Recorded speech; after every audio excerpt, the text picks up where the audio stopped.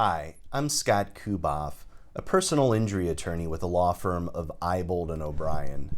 I help my clients receive fair and just compensation for their injuries.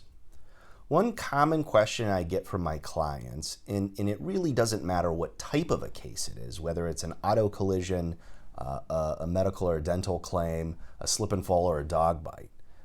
What do I do with the medical bills, right? You're injured as a result of someone's negligence or recklessness, and you receive medical care, and then you get a bill for it. What do you do with that when it's going to take months, if not years, to resolve your case? Well, first, if you have health insurance, you should submit those bills through your health insurance. If it's an auto case, it's not uncommon for hospitals or providers to try to direct bill your auto policy's MedPay provision.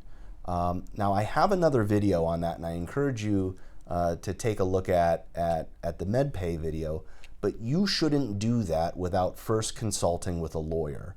Instead, your medical care and treatment should be billed through your health insurance. Now, after your health insurance pays, or maybe there's something that's uncovered by health insurance, you will get a bill. Now, if it's an auto case and you do have MedPay, this is where you talk to your lawyer and see whether it makes sense to submit your portion to your MedPay provider. That, of course, is after your health insurance is paid.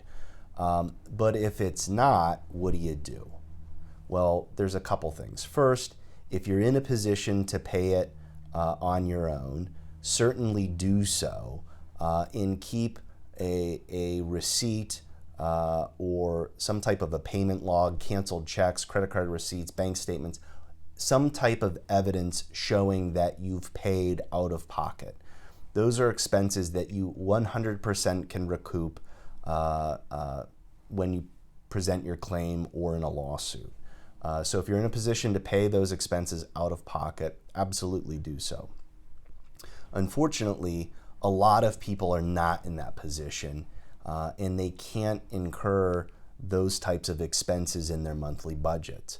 So what do you do in those circumstances? Well, first, if you can reach out to the doctor or the hospital or the provider and explain to them that you have a lawyer or you have a claim going on or a potential lawsuit, and then it might take some time for them to be paid.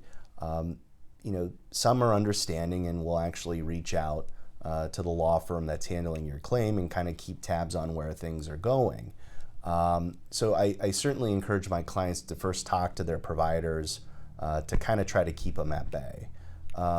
Sometimes it happens. They can't do that, and they have to send the matter to a collection bureau. If that's the case, absolutely tell your lawyer.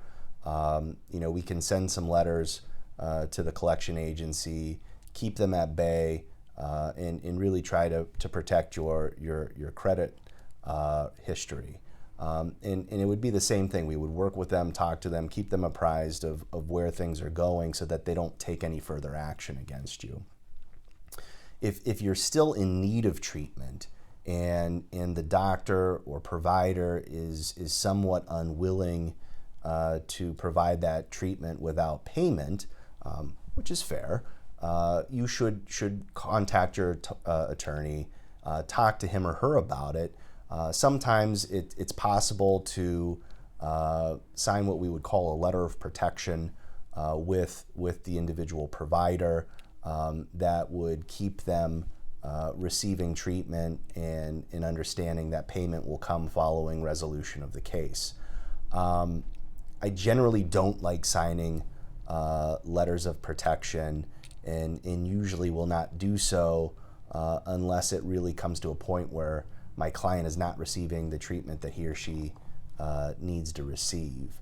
But hopefully this video provides at least some tips on what to do with the medical bills that you receive following an injury. If you have questions, by all means, feel free to reach out. My phone number is 440-285-3511, or you can send me an email, scott@iboldobrien.com.